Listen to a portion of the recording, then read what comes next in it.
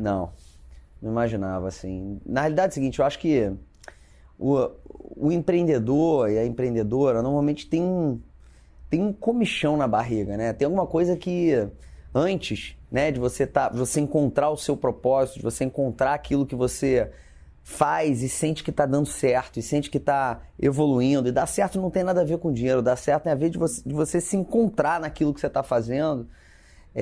Você ficou com a sensação até então de que você é meio que um peixe fora d'água naquilo que você tá fazendo, né? Então eu sou formado em engenharia de produção aqui na PUC, no Rio, e eu trabalhava numa multinacional, trabalhava na Accenture, né? Uma multinacional com muito foco em implantação de sistemas. E eu, assim, para mim foi muito importante, porque eu aprendi sobre processos e tal, mas eu me senti um baita de um peixe fora d'água, né? E aí um dia, com o Fernando, né, o meu cofundador, meu amigo de infância, a gente numa academia de ginástica, repara que tinham 5 caras usando uma mesma bermuda para treinar, e mesma cor, mesma estampa, e nem se, né, cumprimentaram, né? Cara, mesma bermuda. Ou seja, a brincadeira que rolou ali foi que havia um problema de D, né? Então por isso a gente chama que esse foi o dia D, em alusão à Segunda Guerra Mundial, porque claramente ou havia um problema de demanda reprimida, ou havia um problema de demência coletiva, né? E daí resolvemos fazer uma primeira bermuda. Por isso, cara. Não havia um sonho maior, só que foi tão... né? Aí, a história da bermuda é super legal, né? Não sabia como é que tinha que levar aquilo para a indústria fazer. Tirei a bermuda quando eu cheguei da academia e etiqueta de composição tinha o CNPJ da indústria. Assim eu achei a indústria. Então, às vezes você acha também que você tem que se preparar muito, né? Estudar muito. Você tem que começar. Nasceu perfeito, nasceu tarde, né? As coisas elas vão evoluindo ao longo do tempo. E achamos uma fábrica em Bom Sucesso, aqui no Rio de Janeiro, São Gonçalo, aqui no Rio de Janeiro, e fomos até lá. Quando eu cheguei lá com uma ideia de fazer uma estampa, ele falou, cadê a arte? Não sabia como é que fazia a arte de estampa. E aí, bicho empreendedor na barriga, não podia sair da fábrica sem aquele projeto de pé, né? E aí eu e o Fernando, a gente estava escutando na época um CD que estava estouradaço do Gabriel Pensador, que chamava Seja Você Mesmo, mas não sempre o mesmo. E aí escrevemos lá, não tem Corel, Photoshop, mas tem aí um editor de texto? Tem. E aí escrevemos na bermuda, Be yourself, but not always the same, né? Que na perna ele me vendeu um pedido mínimo de 300 bermudas, a gente começou a virar um sacoleiro, né? Vendendo de porta em porta, na faculdade, na academia, depois mais uma coleçãozinha de camisetas, aí foi, né? Até que o propósito, né? Ele vem à tona, mas não o propósito de ter, como foi a sua pergunta, 140 lojas, 150 lojas, 1000 lojas, 10 lojas, uma loja, não. O propósito, né? Eu acho que ele vem da prática exaustiva e disciplinada dos valores, né? E os nossos valores, eles têm a ver com a nossa origem judaica, eu acho, né? Então, tudo é muito intenso, tudo é muito visceral, né? Meus pais não ficam tristes, entram em depressão, não tem jantar, tem evento, né? Tudo é demais, né?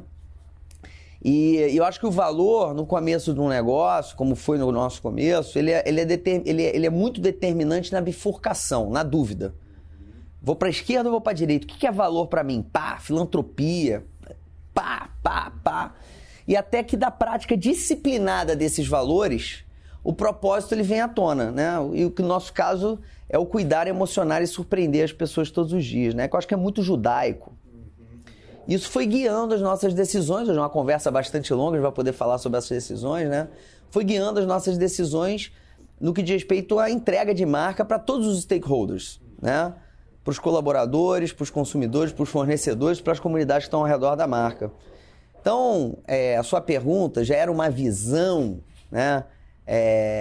As 140 lojas, não. A visão era viver por aquilo que a gente acreditava, né? A gente não saiu lá do lugar onde a gente se considerava peixe fora d'água para continuar se considerando peixe fora d'água. A gente queria fazer uma coisa que a gente acreditasse, que a gente acreditasse, que a gente entendesse mérito e valor e tivesse tesão para acordar todo dia. Segunda-feira seria um dia feliz.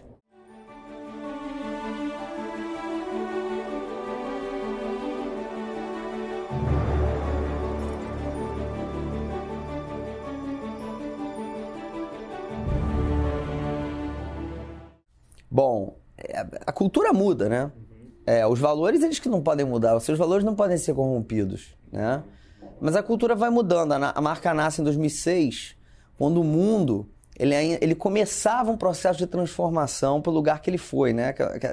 O lugar da informação. Eu gosto de ver o comércio em 3 grandes ondas, né? Primeira onda do comércio, ela vai de 1850 a 1950, em que o Richard Sears inventou a venda por catálogo, né? A geografia das cidades era muito afastada, você não tinha mobilidade como você tem hoje, e aquele negócio explode, né? Aí depois você vê a segunda fase do comércio, ou seja, quer dizer, na primeira fase a oferta puxando a demanda, quer dizer, a indústria ela produz e aí a demanda ela é puxada. A segunda fase do comércio, nascem as department stores, né? Porque os grandes centros se formam e começa uma lógica muito grande de marketing ao redor desses negócios. Porque você tem muito produto, você precisa marketear aquele ambiente, aquela loja, né? Então surge o visual merchandising, a arquitetura, o marketing de moda, né? O marketing de tudo. E aí é o seguinte, a criação de demanda, né? Primeiro a demanda, depois a oferta, né? Então você cria a demanda, depois a oferta com o surgimento do marketing, né? E aí depois vem a terceira onda, que é o início dos anos 2000, né? Que você tem aí uma explosão por conta da segunda onda das marcas. Então, pra você ter noção, no final do século XX, você tem talvez 6, 7 marcas de jeans, né? No início do século XX, você já tem milhares de marcas de jeans, né?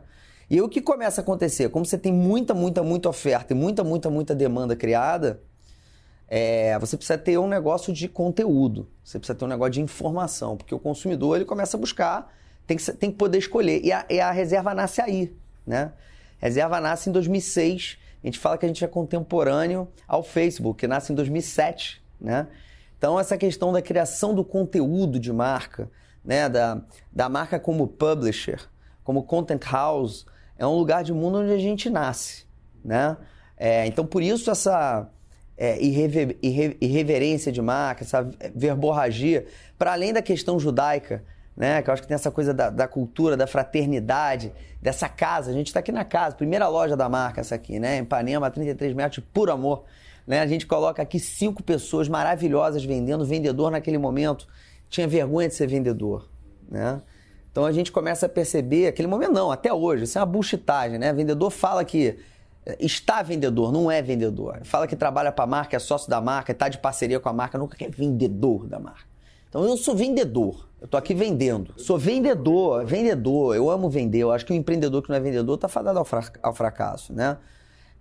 O empreendedor é aquele que entende um problema, desenvolve uma solução e tem a capacidade de vendê-la como uma resolvedora daquele problema, né?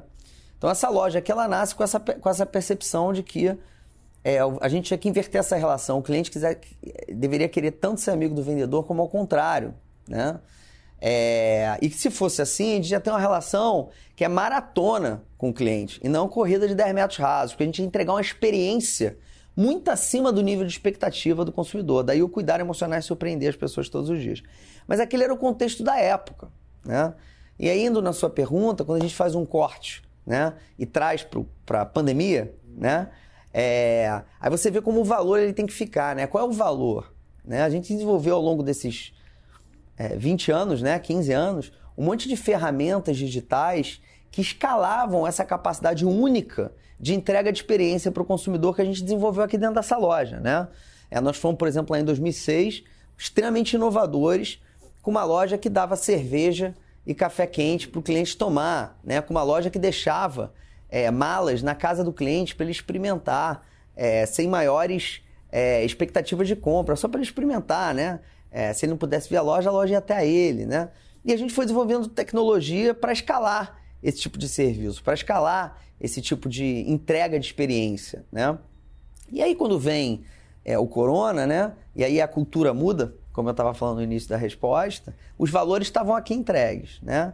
Então qual foi o grande problema, ao meu ver, do comércio no início do coronavírus? A maior parte de nós não comprávamos roupas na internet. Né? Por que a gente não comprava roupa na internet? Eu não sou nenhum antropólogo, eu sou só um pensador do comércio, né? Que esse é meu trabalho e eu amo o que eu faço. A gente não comprava roupa na internet porque a maior parte de nós precisava de ajuda na hora de escolher o que comprar. precisava do suporte humano na hora de escolher a comprar, né? E aí quando vem a pandemia, a cultura muda, a gente tinha a tecnologia aqui, né? Só que a nossa disciplina era no salão de vendas, a gente usava essa tecnologia aqui de dentro. A gente usa a mesma tecnologia para o nosso povo todo remoto dentro das suas casas, né? Entregando essa experiência de ajuda ao consumidor para ele comprar na internet, né? Então aí a cultura mudando, mas os valores ficando, né? Então a cultura ela mudou, né? De um atendimento ou offline ou online para um atendimento híbrido, né? Um atendimento online com suporte de calor humano, né? Feito na internet. E aí não à toa a gente tem os resultados, graças a Deus, espetaculares que nós tivemos na quarentena, né? A gente está falando aí que em junho de 2020 a gente já crescia duplo dígito, né? Com relação a 2019 na venda, né? Sendo que pré-pandemia 75% da nossa venda era offline, né? Apenas. Então, quando a cultura muda e o valor fica, né? E quando você aproveita para investir no seu valor, no momento em que você não tem um problema grave como o que a gente teve, né? Quando a cultura mudar, você vai estar adaptado a essa cultura ou o mais adaptado possível a essa cultura.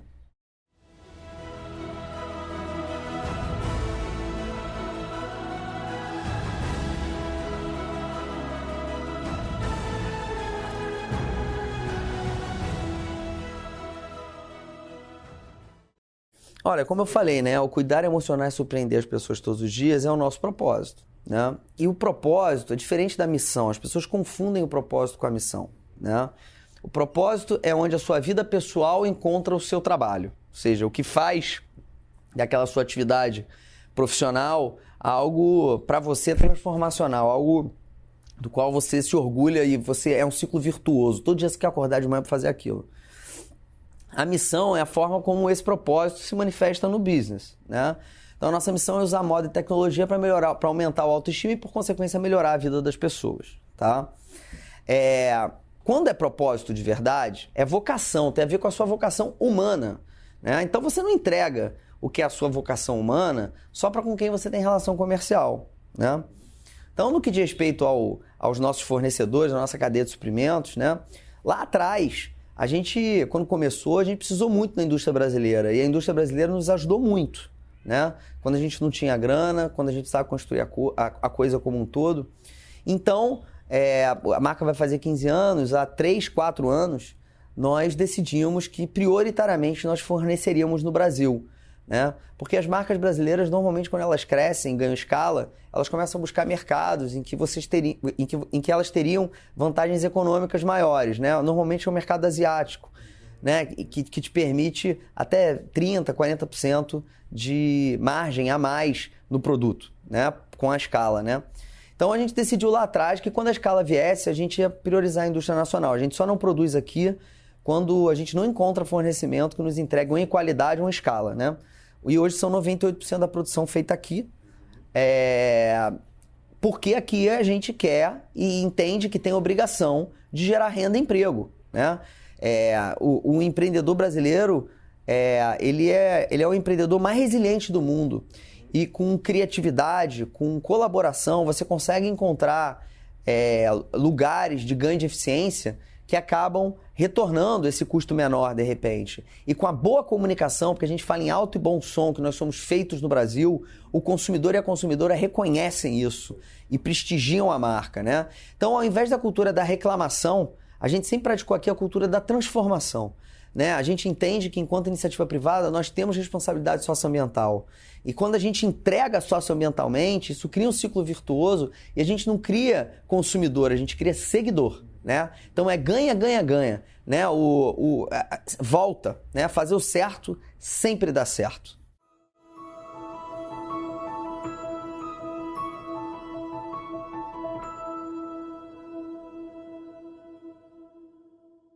Olha, gente, né?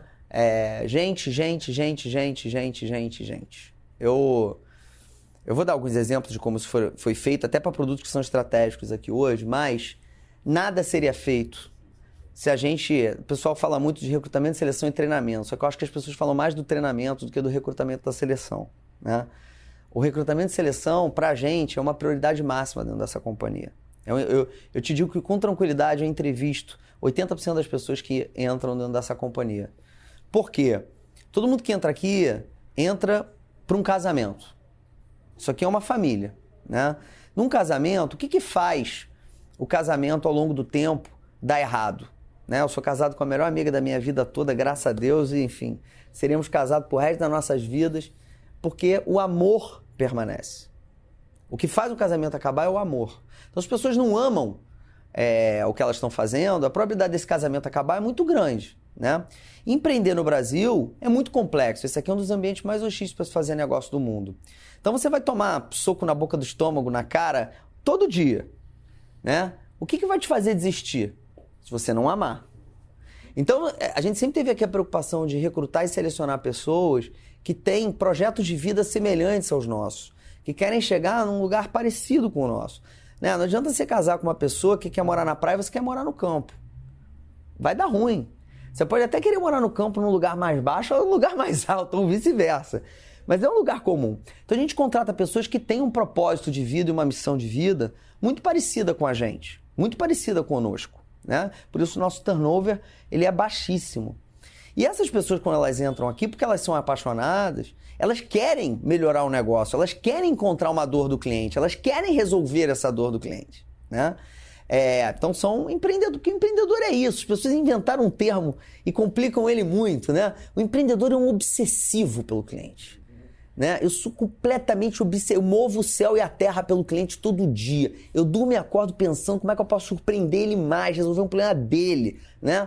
Então, e aí quando ele descobre um problema, ele é obsessivo em encontrar a solução. Né? E aí é o seguinte, quando você encontra a solução, essa solução nem sempre vem pronta, quase nunca vem pronta. E aí o empreendedor ele é tão ansioso, né? Porque... você pega lá o The Lean Startup, o Eric Ries inventou aquela teoria maravilhosa, né? Como é que é?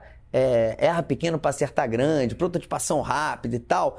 Isso é maravilhoso para os Estados Unidos, que tem uma infraestrutura e um acesso a crédito barato, farto. Aquilo ali é uma beleza, você precisa de um livro para compreender isso. Ele não conhecia o Brasil, meu caro. Né? Aqui no Brasil, ou o camarada prototipa pequeno para acertar grande, ou ele não abre uma sorveteria ali na esquina, ou um ambulante na praia, ou monta uma loja, ou faz qualquer coisa. O brasileiro ele tem que produzir, senão ele não sai do lugar, né? Não conhecia o Brasil. Eric Ries, eu recomendo que você venha ao Brasil. Você vai The Lean Brazilian Startup, né? Então, quando você bota gente muito boa para dentro, né? Que é muito obsessivo pelo cliente, que está tentando encontrar um problema pelo cliente e que tem ali um ambiente cultural de liberdade, né? Ou seja, o management ele dá liberdade para as pessoas testarem as coisas, né? É uma consequência lógica. Chega uma hora que você não tem nem mais controle do que está nascendo, né? Você perguntar hoje para mim, Rony, quais são os produtos de inovação que hoje você tem na reserva? Eu vou conseguir te falar 5 a 10 de 300, né? Você não tem mais o controle, né? E esses produtos eles vão vindo à tona na proporção que eles vão melhorando, eles vão morrendo na proporção que eles vão morrendo, né? E eu conheço os 5 a 10 que passaram da arrebentação, né? São os que eu conheço. Então, vou te dar um exemplo, é muito claro disso. Assim. Nessa loja aqui, a gente atendia clientes e a gente começou a reparar, o meu sócio, Fernando, começou a reparar que os times de vendas, todos eles tinham um caderninho. Eles anotavam, Ricardo, né? Ricardo veio na loja, comprou a camisa azul pro Álvaro, né? E, notava no caderninho lá, dia 16 de maio, Ricardo, Álvaro, camisa azul. Uma semana depois ele ligava lá pro Ricardo, e aí, Ricardo, o Álvaro gostou da camisa azul? E eu e o Fernando aqui com o Bigo no balcão, a gente reparava que quando o Ricardo voltava, cara, você me ligou. Você me lembrou do meu nome, o que eu comprei, para quem eu comprei, que legal. Aí o Fernando falou assim, cara, com o turnover a gente vai perder esses caderninhos, porque são individuais. Eu tenho que transformar isso em alguma coisa sistêmica. Aí ele fez, no POS, era ali mesmo a mesa. No POS ele fez uma aplicação ridícula, a gente trouxe um cara de tecnologia externo, né, freela, que era um campo semântico que abria quando você associava uma venda a um CPF ou quando você criava um novo CPF. Então escrevia lá, Ricardo comprou uma camisa para o amigo azul. Né? E aí todo dia de manhã, quando o vendedor se logava no sistema, o sistema dava uma agenda de trás para frente, de para quem 7 dias atrás ele tinha que ligar.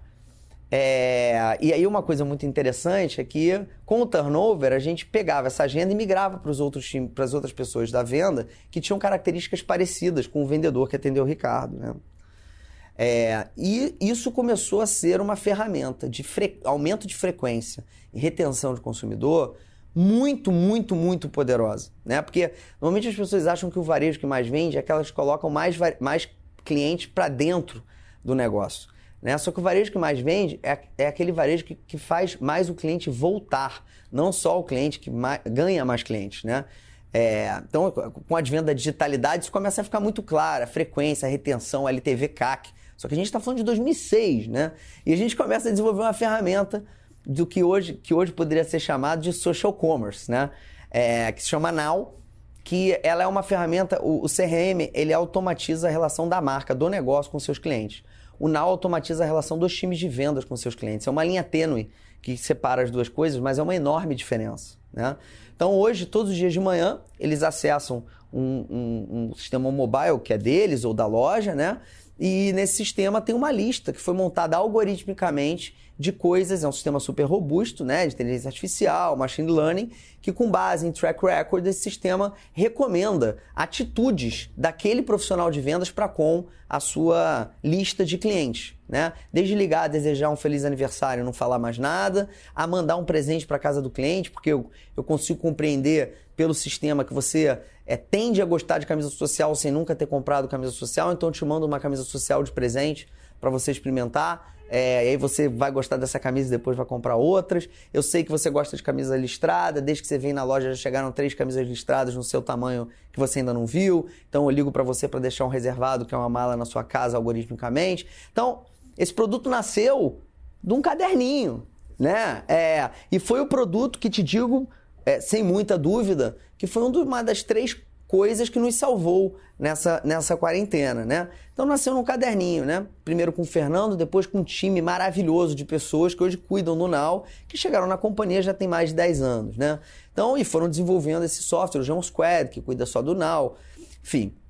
Então, assim, aí eu vou falar de uma coisa mais simples. Na quarentena, a gente tinha o Now, só que eles criam conteúdo, quando a loja estava fechada, dentro da loja. Com a loja aberta, né? Dentro da loja. Com a loja fechada, eles em casa, como é que eles criariam conteúdo, né?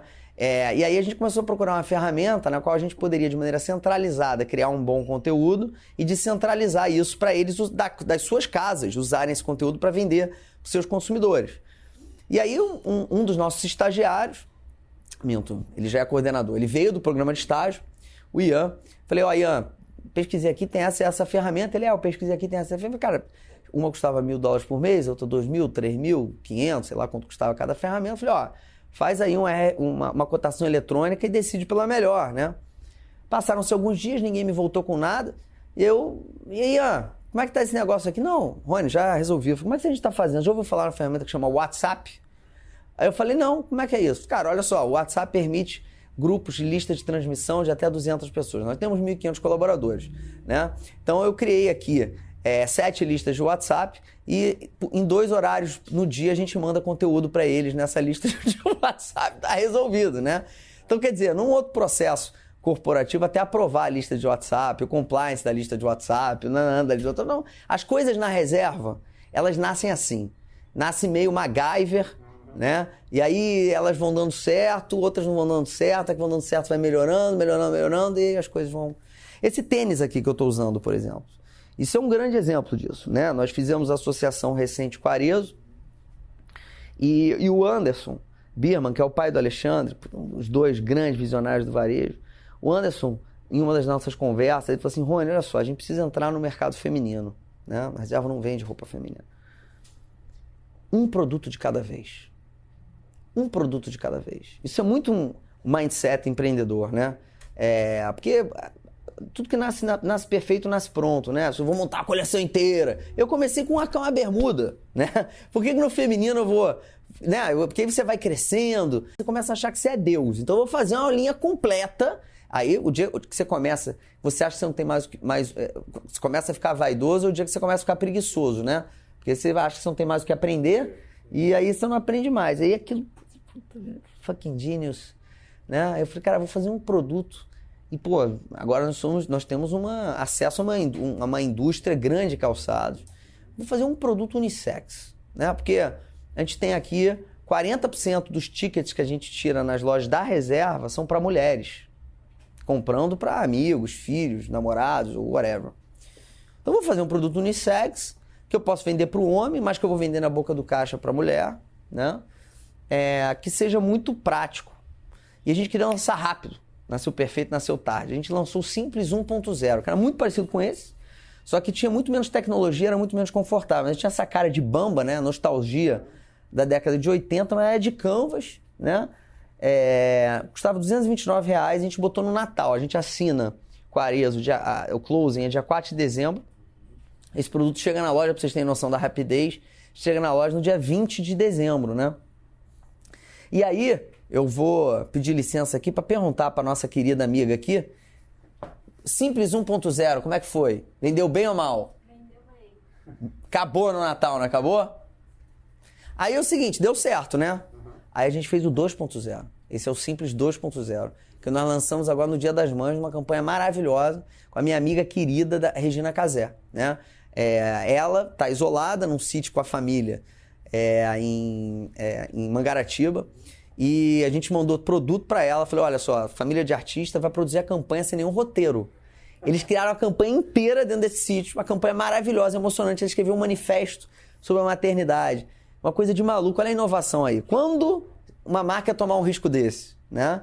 E a campanha ficou maravilhosa, a gente lançou o Simples 2.0, não tem nem um mês, 60% de giro e não para de vender. E aí agora a gente vai lançar um outro produto, e um outro produto, e um outro produto, e um outro produto, e quando a gente perceber, a gente já vai ter uma linha feminina.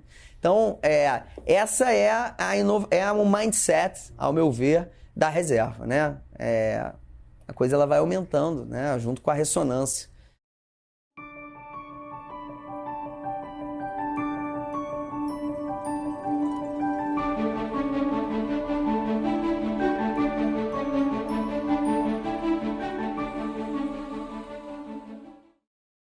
Olha, a gente fala aqui que o nosso processo é caótico, né?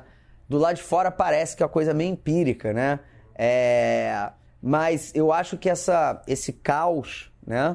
Ele tem um framework de muita ordem, né? A gente tem 15 anos de marca, eu tenho um orgulho danado de dizer que são 15 anos de lucro, a gente nunca deu prejuízo, nunca. Até em 2020, nós entregamos agora, a empresa é pública, dá para ver só o resultado de dezembro, né? Foram 27 milhões de lucro em dezembro, tá? Então, uma companhia guiada, né, 100% pela intuição, não consegue dar 15 anos de lucro. Eu não consigo acreditar nisso, né? Óbvio que a intuição conta, né? E ela tem valor, mas ela não é 100% intuitiva, né? A gente tem hoje um grupo de pessoas muito talentosas e muito apaixonadas pela companhia que se organizam em pequenos grupos de pessoas, né? Esses conceitos modernos de squads, isso aí são nomes bonitos que você precisa inventar para descrever que, cara, quando você coloca muita gente cuidando de uma única empresa, quanto mais layer, quanto mais hierarquia, quanto mais gente dando opinião, menos decisão se toma. Maior é a cauda longa da decisão, né? Então a gente sempre organizou a empresa em pequenos núcleos muito empoderados, para tomarem as suas decisões e testarem as suas coisas, né? Então a companhia ela é organizada assim, né? Em microempresas que tomam as suas decisões diuturnamente, seguindo um processo de priorização que é bastante racional, né? E sempre com base no cliente. Nós somos obsessivos pelo cliente. O que o dado diz sobre o cliente é o que determina que nós vamos fazer. E aí, em cima disso, a gente é criativo pra caramba, né? Mas é o que o cliente quer, né? A gente brinca que a gente nasce e cresce com o cliente, né? Porque com a Reserva Mini, a gente pega o cliente newborn, né? E vai com ele até a reserva, né? E aí você tem uma outra fase da vida, uma fase mais madura, né? A Reserva pega um cara dos 34 aos 50 anos de idade, é uma marca muito iconográfica, muito irreverente. Depois você tem uma fase da vida mais madura, que aí vem oficina, né? Então, as marcas, elas não acompanham mercados, elas acompanham a idade do nosso cliente, porque a gente é tão apaixonado por ele que a gente segue com ele. E ele vai nos dizendo a partir de um momento da vida que ele não quer mais um produto tão iconográfico, tão cheio de informação. E aí surge a oficina em cima disso. Ele vai nos dizendo que ele tem a vontade de customizar camisetas e escrever o que eles querem nas camisetas. E a gente vai procurar a tecnologia que permite a impressão on demand, e a gente traz essa tecnologia, a gente cria o primeiro negócio de print on demand no Brasil, né? Hoje são 150 mil camisetas por mês, né? Na cauda longa da internet, não sei se vocês sabem, a gente tem um produto que chama Reserva Ink, que nasce como Faça Você, né? Aqui na loja, a gente permitindo que o cliente escreva o que quiser, faça upload das suas próprias artes, né? E faça a sua camiseta. E esse negócio ele vira uma plataforma de full e-commerce, né? Que chama Reserva Ink. Qualquer empreendedor ou empreendedora pode montar a sua marca de camisetas, que agora vai ser hoodie, boné e etc. na internet, montando a sua lojinha com fulfillment 100% nosso. A única coisa que o empreendedor ou empreendedora precisa fazer é montar a sua lojinha e fazer o seu marketing digital na nossa plataforma, né? Hoje são 150 mil camisetas impressas nessa plataforma, negócio esse que cresceu, são mais de 2 mil empreendedores na plataforma hoje, esse negócio que cresceu loucamente durante a pandemia, né? Então, é o cliente que vai dizendo pra gente, né? E aí a gente vai entendendo, pesquisando solução ou desenvolvendo a solução quando não existe nada ainda pronto e assim vai.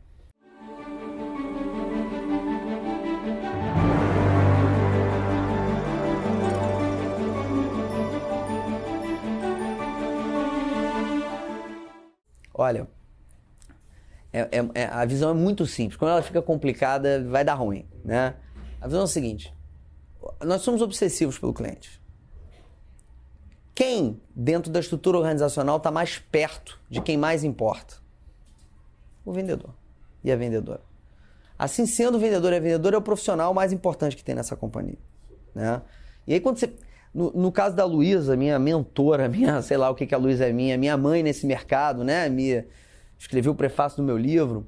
No caso da Luísa, o mercado da Luísa é um mercado mais comoditizado que o meu mercado, né? Mercado de linha branca. O meu mercado é um mercado voltado para a economia criativa, né? Você tem a figura no meu mercado dos estilistas, que é quase um deus mitológico, né? Eu acho que uma coisa engraçada que a gente fez aqui, por conta do propósito, foi inverter essa pirâmide. Aqui, o estilista está à disposição do vendedor, e não o vendedor está à disposição do estilista. E o estilista não coloca ele nesse lugar demeritocratizando ele, muito pelo contrário, ele tem o maior orgulho de estar à disposição do vendedor e da vendedora, né? Agora, a gente resgata o orgulho dele de diversas maneiras, mas eu gosto de explicar, vou falar uma que eu acho que resume bastante, né? Eu falo para eles que existe o efeito Guga. O que é o efeito Guga? O Guga, você deve se lembrar bem, que quando o Guga ganhou o Roland Garros, no dia seguinte, todo menino brasileiro queria ser tenista, né? Quando o Medina ganhou o Campeonato Mundial de Surf, no dia seguinte, todo menino brasileiro queria ser surfista, né? Então, quando você coloca uma pessoa na vitrine, todo mundo ao redor dela vai querer ser igual a ela. Então a gente meritocratiza o vendedor e a vendedora num nível que é completamente fora da perspectiva de mercado, né? A gente tem o programa que maior premia, né, na reserva, chama-se Movendo o Céu e a Terra pelo Cliente. Ele não vai para melhor PA, crescimento em venda, sempre só sale grow, KPIs clássicos de varejo. Ele vai para a melhor história de encantamento que acontecem dentro das nossas lojas. Tá? Então, vou te dar um exemplo do último que ganhou. O Felipe, um vendedor do Shopping Leblon, ele descobriu que um filho do cliente dele ia fazer bar mitzvah, era flamenguista. E o Abel Braga, na época, era técnico do Flamengo, nosso cliente. Ele foi até o Ninho do Urubu, comprou uma camiseta numa loja de esporte, assinou, o time do Flamengo inteiro assinou a camiseta, ele gravou um depoimento de cada jogador pro menino e mandou de presente no bar mitzvah do menino. Isso passou no telão, ele sentou na primeira fila com a família. E a família fez uma declaração para ele, pra gente, em depoimento, agradecendo por aquilo, né? A premiação é de quase 30 mil reais por trimestre, né? Então olha como é que a gente gamifica a história de um jeito que não é vender R$1.000, é entregar uma experiência absurda pro Ricardo, que se ele entregar essa experiência, porque a maratona não é corrida de pouca distância, se ele entregasse, o Ricardo, se você tivesse feito isso pro teu filho, todos os presentes da sua vida ia ser aqui. Então é maratona, é consequência, não é causa. E quando o Felipe é meritocratizado, a gente não manda um tombstone para casa dele. No evento da marca, no dia da reserva, o Felipe sobe num palco. A gente faz um arquivo confidencial da vida do Felipe. A família dele inteira fala. O cliente que ele entregou aquela experiência fala. Vem a família toda, mãe, pai, filho, criança catarrenta, todo mundo chora. É uma marca de moda brega com orgulho, sabe? Porque todo brasileiro é assim. Eu sou brega e eu tenho orgulho de ser brega, né? Eu sou assim, né? Eu não tento ser uma coisa que eu não sou. E quando eu coloco o vendedor e a vendedora naquele pedestal e vem a chuva de prata e os filhos, isso vem da nossa infância. Eu me lembro quando meus pais eram reconhecidos. As memórias emocionais que eu tenho daquilo é uma coisa de doido. Eu falo para as crianças, o seu pai, sua mãe, ele é um super-herói. Olha só quanta gente está aplaudindo ele, 1.500 pessoas. A memória que isso cria na cabeça de uma criança e o reconhecimento que a família vai ter depois disso é gigante. O tesão e a produtividade que esse profissional vai entregar depois disso é gigante. A vontade dos outros que estão observando aquilo, quererem ser igual a ele, é gigante, né? Então, nada é mais transformador do que isso. Nada é mais transformador do que isso, né? Então, a gente resgata a autoestima dos nossos vendedores, resgatando a autoestima dos nossos vendedores. A gente sabe muito bem, todos nós sabemos como a gente faz para resgatar a autoestima de uma pessoa, né? O que falta, às vezes, é disponibilidade emocional para isso. Porque a disponibilidade financeira que eu acabei de narrar aqui, que eu fiz, não custa muito, né? Vou dar um outro exemplo. A gente tem um programa aqui que chama Bota na Vitrine. A gente só bota na vitrine quem faz uma coisa muito foda para um departamento que não é seu na reserva.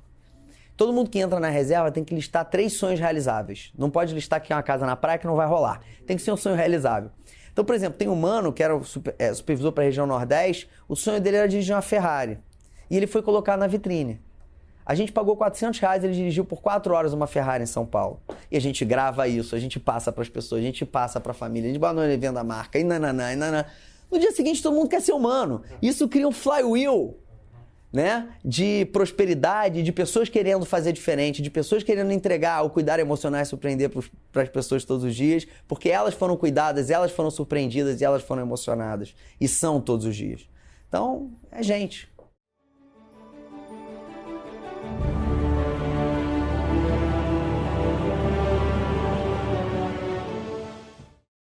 Olha, tem uma coisa que a gente fala aqui, que eu não fui a gente que inventou, mas é uma coisa que a gente segue muito à risca, tá? Eu acabei de fazer 40 anos, eu comecei esse negócio com 25. Foi assim. Ainda assim, com 15 anos de vida, apesar de ser uma das maiores marcas do país, a reserva tem, no mínimo, 30 anos a menos de idade que a sua maior concorrente, né? Então, nós somos uns bebês, né? Por causa desse ambiente, ao meu ver. Simplesmente. Não é por causa do produto, não é por causa da marca, é por causa das pessoas. 100% por causa das pessoas, né? E aí, nesse sentido, da mesma forma, quando eu viro para você hoje e falo que são as pessoas, que são os times, que são, né, que são microempresas, que as pessoas são empoderadas para isso. Nós criamos nessa operação 29 sócios e sócias, né, que vieram desse negócio. Tá implícito aí que a formação do talento tem que ser uma prioridade para a gente.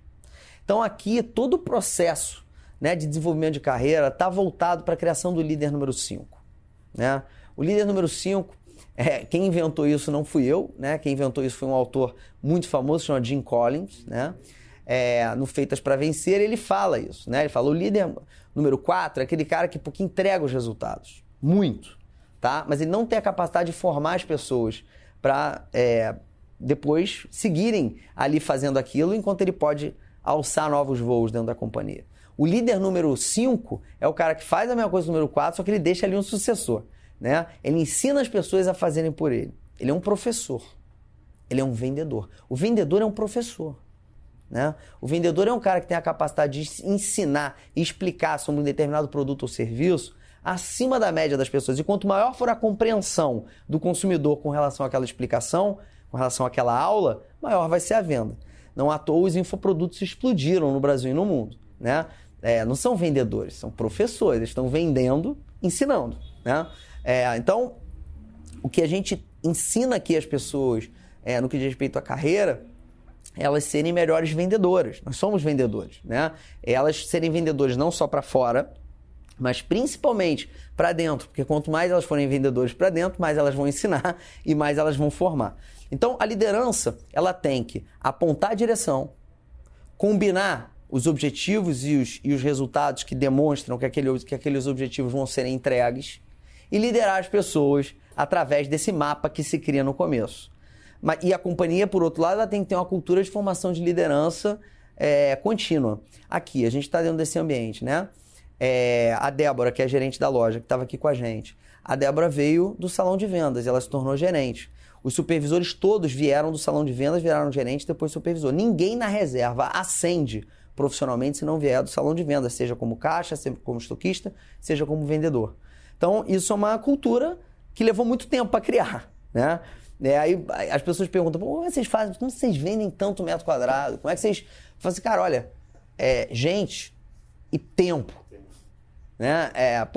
Se eu quiser hoje criar uma outra reserva, amanhã eu consigo? Não, é gente e tempo. Eu consigo depois de amanhã, depois de amanhã, né? Amanhã não dá, porque é gente e tempo. Então, uma lojinha, 2 lojinhas. O que é a internet? A internet, ela é a nossa visão de, hoje se chama omnicanalidade, né? Eu chamo de, inventaram um nome bonito para isso, né? Eu chamo de logística, né? Então, qual era a nossa visão lá atrás? Assim, olha, quero atender o cliente melhor. A grade quebra. Porra, tô aqui na loja, o cliente quer comprar uma agenda. Não tem. Mas tem lá no Niterói. Como é que eu entrego para ele? Pô, tem que ter um sistema que lê o estoque todo num lugar só, que centraliza os estoques. Como é que é o nome desse sistema? E-commerce. Né? Então, eu tenho que ter um estoque centralizado ao máximo possível num lugar só. Então, e de lá eu faço push and pull para as lojas, ou seja, vender ou entrego com algoritmo de reposição automática em cima. E a minha internet lê esse estoque central e lê as lojas. Assim eu vou ter o estoque total da rede num lugar só. E se tiver falta numa loja, eu entrego na outra. Essa visão é de 2009 pra gente. Né? E a gente começa a desenvolver um WMS proprietário, porque à época não tinha nada no Brasil que nos atendesse. A gente fez uma viagem para os Estados Unidos, descobriu o Push and Pull e os Fulfillment Centers. A gente falou que a gente tem que trazer isso para o Brasil. Montamos um squad, que era um dev, um usability, e a gente começou a desenvolver esse WMS, né? E é o WMS usado até hoje, já está na sua 40ª versão. E a internet surge em 2012, depois a gente implanta a 10ª versão do WMS, né? E por isso a internet já nasce como um fenômeno, porque ela sempre lê o estoque todo. Então, internet é canal logístico. O que é omnicanalidade? É você vender a internet da sua loja, ou você vender na sua loja a internet. É você entregar na loja o que você vende na internet. Você não consegue entregar na loja o que você vende na internet se você não está lendo o estoque da loja. Né? Então, essa visão ela acontece lá em 2009, né? E a tecnologia sobe em 2012. Né? Por quê? A gente fez isso porque... Você perguntar para 10 varejistas ou para 10 pessoas de mercado o que é omnicanalidade, vai se enrolar, vai falar um monte de termo técnico. Logística. Logística de entrega. É isso que é a omnicanalidade. E-commerce, logística. Não tem logística. Então, internet é logística. E é tão simples quanto isso. A pessoa que não enxerga a internet como logística, abandona o varejo e vai fazer uma outra coisa da vida. Né? Internet é logística. É acesso. É você tirar completamente a atração entre a pessoa que está no centro, que é o cliente, no centro de tudo. Né? A gente brinca que são 2 camadas. Né? Você tem o centro. A gente fala que é um pêssego, né? Então o caroço, que é a coisa mais dura, mais resistente, mais importante, é o cliente. Aí você tem a fruta no meio, né? A fruta tem que ser doce, não pode ser tração, não tem que ter dificuldade. A fruta são as aplicações que colocam o cliente em contato com a casca, que é o estoque, né? Então o estoque é a casca, né? E se você imagina essa fruta como um sistema solar, o estoque que está do lado de fora, ele tem que ser visto como um sol, né? Em todos os lugares. E a internet possibilita isso. Só que isso nasce em 2009, a gente vai desenvolvendo um sistema até desde então. A gente entra nessa pandemia com a omnicanalidade full, né? Por quê? Porque a gente é focado no cliente. A gente desenvolveu isso por quê? Quebrava a grade. A omnicanalidade na reserva existe por um sistema muito simples. Você é M e só tinha G, entendeu? Nessa loja. Então, por isso que a gente desenvolveu a omnicanalidade, porque a gente é focado em você, entendeu? Fantástico.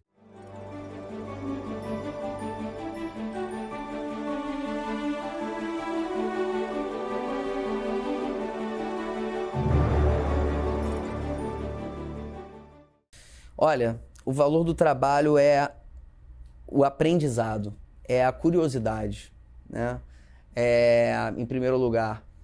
Em segundo lugar, o valor do trabalho é a realização. Eu vou refazer minha frase para ficar mais simples, tá? Bom, eu vou falar na primeira pessoa do singular, tá? Porque pra mim é trabalho, porque eu falo com o coração e sempre fica mais fácil de explicar do que sempre que eu tento profissionalmente fica uma merda. Então é o seguinte, eu explico, tá? Pro meus filhos o motivo de eu acordar todo dia de manhã para trabalhar e trabalhar tão intensamente, com tanta paixão, da seguinte maneira. O papai tá trabalhando todos os dias para deixar para você um mundo um pouquinho melhor do que aquele que eu recebi do vovô.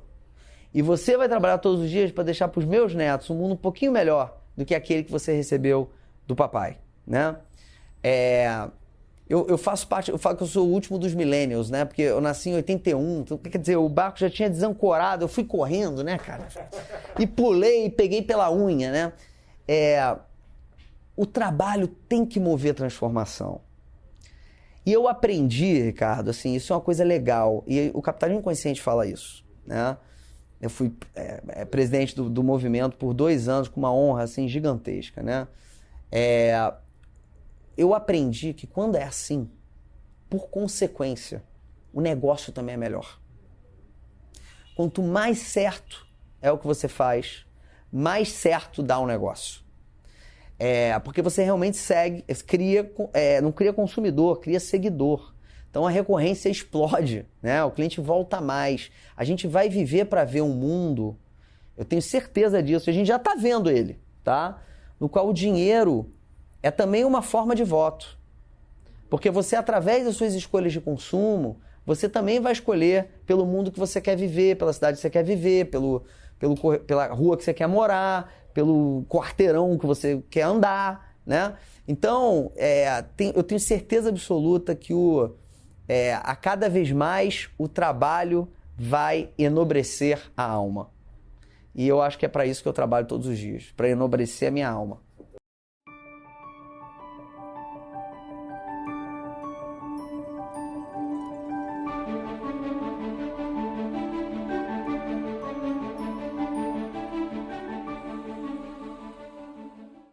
Aí sim, 2, curiosidade e coragem.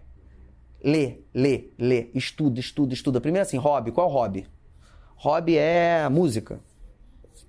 Quer empreender, pensa alguma coisa em música. Futebol. Beleza. Roupa. Varejo. Cinema. Tecnologia. Por quê? Porque esse país é foda para trabalhar e para empreender. Então você tem que amar o que você faz. Se você faz de maneira não remunerada quando você chega em casa, depois você vai ficar tanto tempo sem ganhar dinheiro para empreender nesse país, mas tanto tempo, que você vai fazer de maneira não remunerada, né?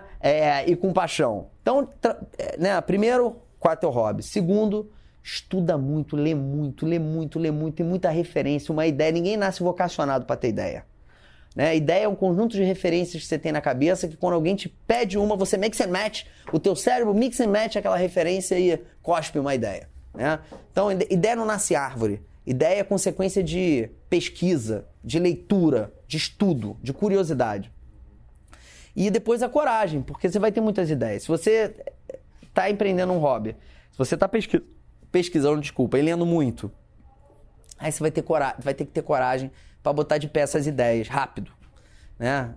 Não vão ser perfeitas, porque tem um grande amigo meu, empreendedor, que ele fala que se ideia valesse alguma coisa, era vendida a balde de 10 centavos, né? Então, tem que executar e rápido. E aí não vai ser perfeito e vai melhorando, etc.